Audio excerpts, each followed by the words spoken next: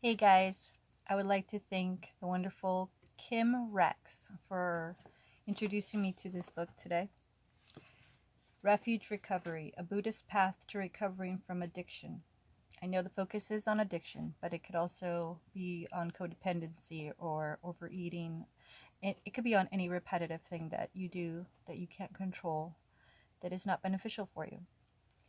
We're here for a couple of days, and not sure how many. So I'm just going to go ahead and start doing 20-minute sections of this and just throwing it up as quickly as I can, since I only have this book for as long as I'm here. So let's begin. Refuge Recovery, a Buddhist Path to Recovering from Addiction by Noah Levine. Preface. Addiction. Addiction is the repetitive process of habitually satisfying cravings to avoid, change, or control the seemingly unbearable conditions of the present moment. This process of craving and indulgence provides short-term relief but causes long-term harm. It is almost always a source of suffering for both the addict and those who care about the addict. Recovery. Recovery is a process of healing the underlying conditions that lead to addiction. It is establishing and maintaining the practice of abstaining from satisfying the cravings for the substances and behaviors that we have become addicted to. So it's not just substances, it's also the behaviors. Recovery is also the ability to inhabit the conditions of the present reality, whether pleasant or unpleasant. Renunciation. Renunciation is the practice of abstaining from harmful behaviors. A refuge. A refuge is a safe place, a place of protection, a place that we go to in times of need, a shelter. We are always taking refuge in something: drugs, alcohol, food, sex, money, or relationships with people have been a refuge for many of us. Before addiction, such refuges provide temporary feelings of comfort and safety. But at some point, we cross the line into addiction, and the substances or behaviors that were once a refuge inevitably become a dark and lonely, repetitive cycle of searching for comfort as we wandered through an empty life. Active addiction is a kind of hell. It is like being a hungry ghost, wandering through life in constant craving and suffering. Refuge Recovery, the Buddhist-inspired approach to treating addiction, offers a plan to end the suffering of addiction. Traditionally, Buddhists commit to the path of awakening by taking refuge in three things: awakening, in parentheses it says Buddha, so awakening is equal to Buddha. Second thing is truth, also referred to as Dharma, and community, also referred to as Sangha. I believe that's the proper enunciation. The spelling is S-A-N-G-H-A, Sangha. If the teachings and practices offered here resonate with you as true and useful, we invite you to take refuge in this process of awakening, truth, and community. Practicing these principles and developing these skills will lead to a safe place, a true and reliable refuge, a place that is free from addiction to a full recovery. Introduction. Refuge Recovery is a practice, a process, a set of tools, a treatment, and a path to healing addiction and the suffering caused by addiction. The main inspiration and guiding philosophy for the Refuge Recovery program are the teachings of Siddhartha, in parentheses Sid, Gautama, a man who lived in India 2,500 years ago. 2,500 years ago. Sid was a radical psychologist and a spiritual revolutionary. Through his own efforts and practices, he came to understand why human beings experience and cause so much suffering. He referred to the root cause of suffering as, quote, uncontrollable thirst or repetitive craving, end quote. This thirst tends to arise in relation to pleasure, but it may also arise as a craving for unpleasant experiences to go away, or as an addiction to people, places, things, or experiences.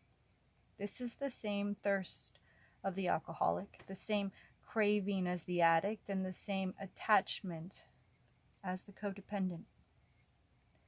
Eventually, Sid came to understand and experience a way of living that ended all forms of sufferings. He did this through a practice and process that includes meditation, wise actions, and compassion. After freeing himself from the suffering caused by craving, he spent the rest of his life teaching others how to live a life of well-being and freedom, a life free from suffering. Sid became known as the Buddha. The Buddha, yes, that Buddha. And his teachings became known as Buddhism. The Refuge Recovery program has adapted the core teachings of the Buddha as a treatment of addiction. Buddhism recognizes a non-theistic approach to spiritual practice. The Refuge Recovery program of recovery does not ask anyone to believe anything, only to trust the process and do the hard work of recovery. This book contains a systematic approach to treating and recovering from all forms of addiction. Using the traditional formulation, the program of recovery consists of the Four Noble Truths and the Eightfold Path. When sincerely practiced, the program will ensure a full recovery from addiction and a lifelong sense of well-being and happiness. Of course, like every path, you could only get to your destination by moving forward, one foot in front of the other. The path is gradual and comprehensive, a map of the inner terrain that must be traversed in the process of recovery. The path includes daily meditation practices, written investigations of the causes and conditions of your addictions, and how to find or create the community you will need in order to heal and awaken.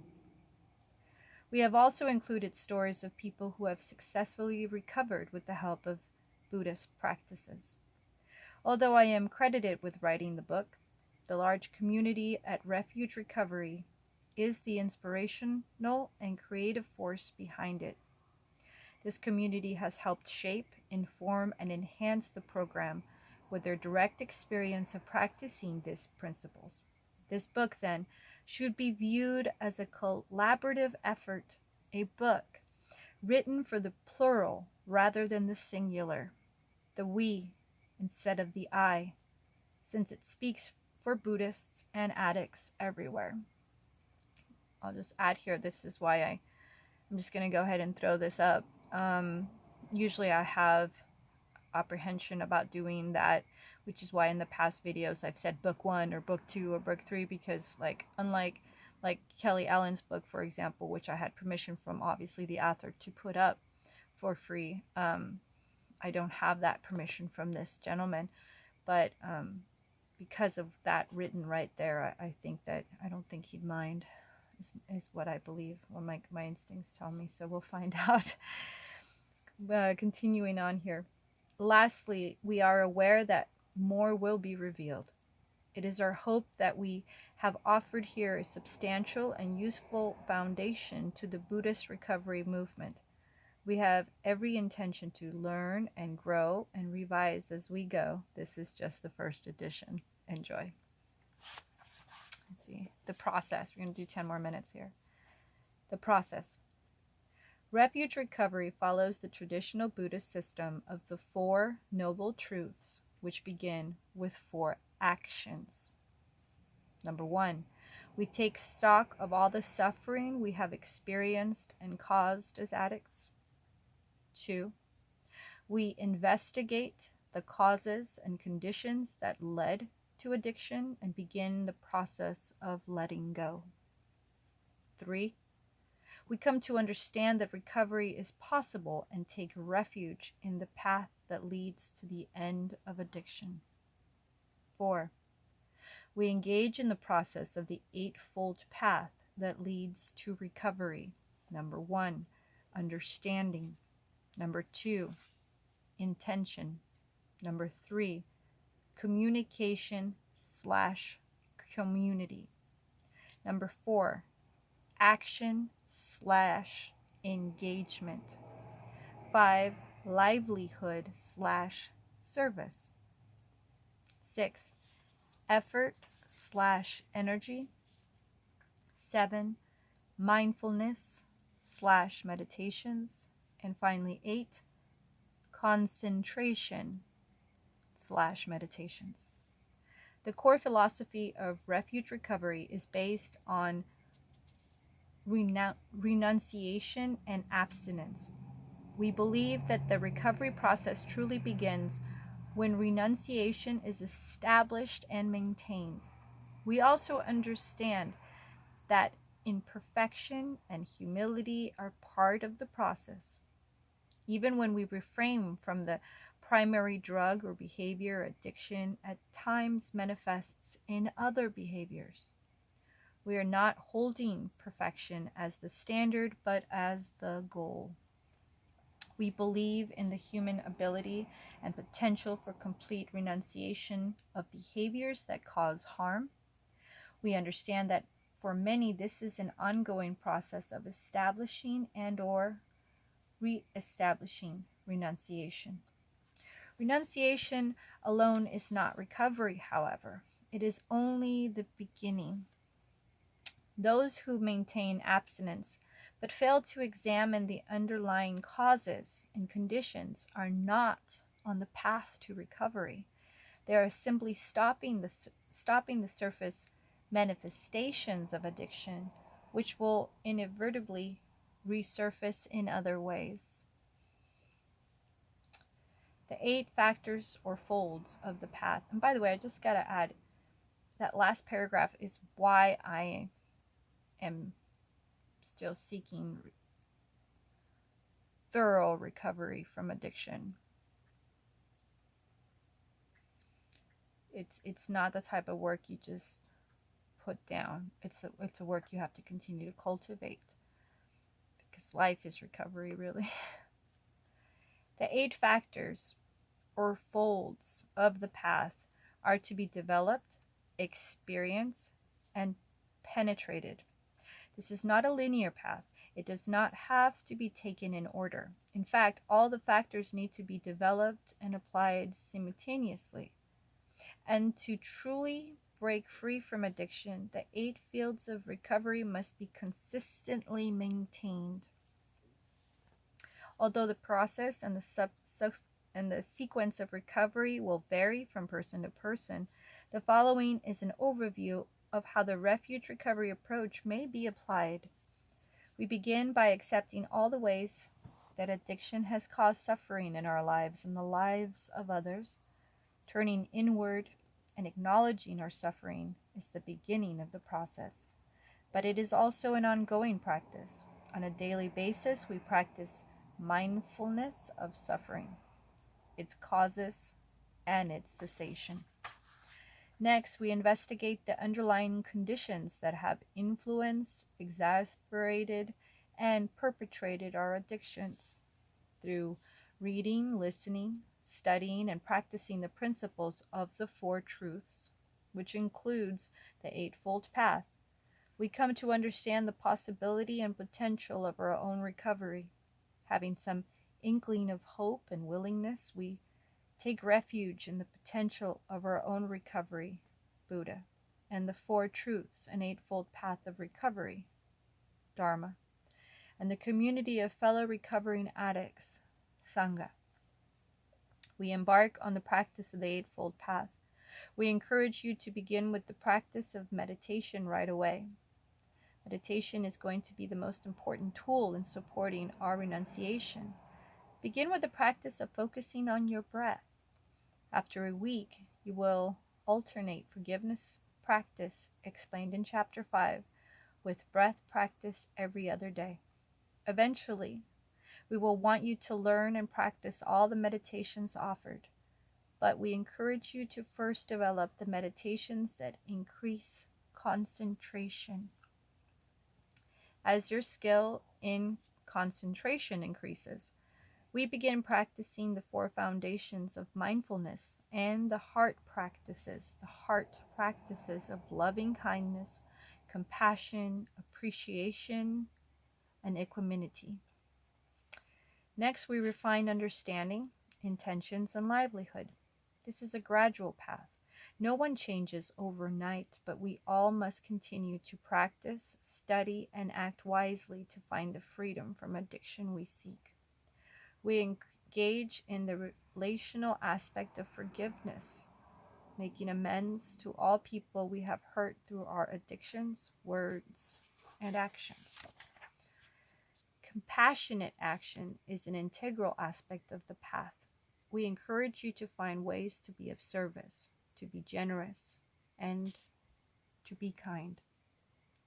Once you maintain renunciation for over a year, establish a regular meditation practice and complete the inventories. You are ready to become a mentor for newer members. We will maintain daily meditation practices and relationships with the community of recovering people. I'm going to go ahead and just do part 1.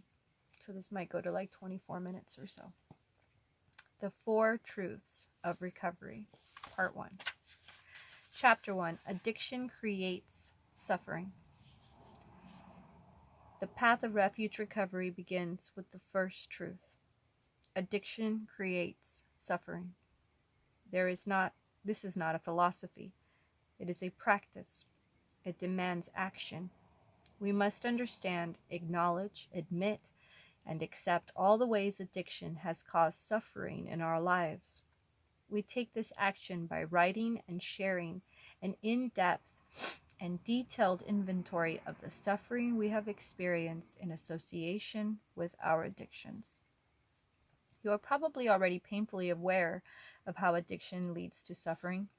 Addiction to drugs, alcohol, sex, people, gambling, money, food, or whatever the addiction creates an almost unbearable amount of suffering, confusion, and harm in the life of the addict and the lives of the people who love the addict.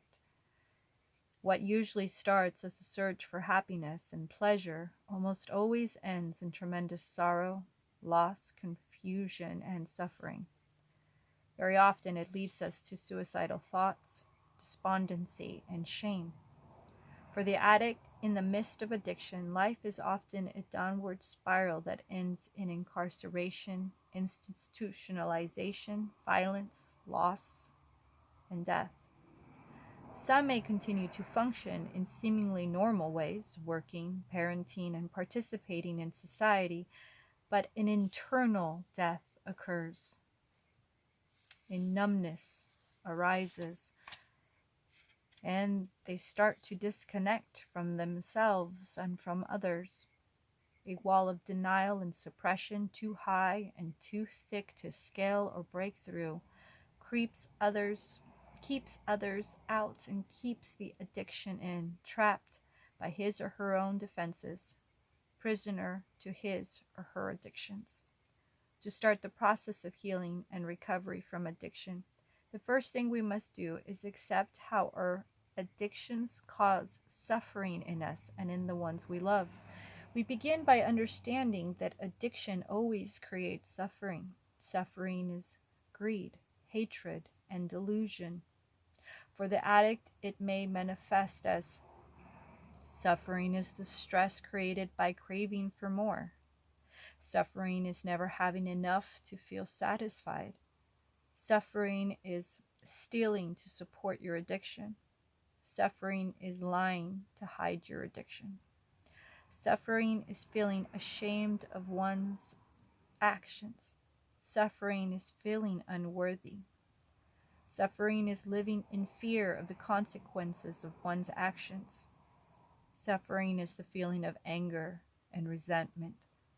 Suffering is hurting other people. Suffering is hurting yourself. Suffering is the feeling of being isolated and alone. Suffering is the feeling of hatred towards oneself or others. Suffering is jealousy and envy. Suffering is feeling less than, inferior, or beneath others. Suffering is feeling superior, better than, or above others. Suffering is greedy, needy, and selfish. Suffering is the thought that I cannot be happy until I get ... Suffering is the anguish and misery of being addicted. All these feelings are unnecessary sufferings caused by an imbalance between our instinctual drive for happiness and our instinctual need for survival. It is also very important to remember that the end of suffering does not mean the end of pain or difficulties, just the end of creating unnecessary suffering in our lives. Once we understand this, we can begin to determine whether or not we have crossed the line into addiction by looking at all the ways that our drug use, drinking, eating, gambling, sex, or relationships have become a source of suffering. This is a process that cannot be skipped or half-assed. The foundation of our recovery is a complete admission and acceptance of the suffering that we have caused and experienced due to addiction. You must do what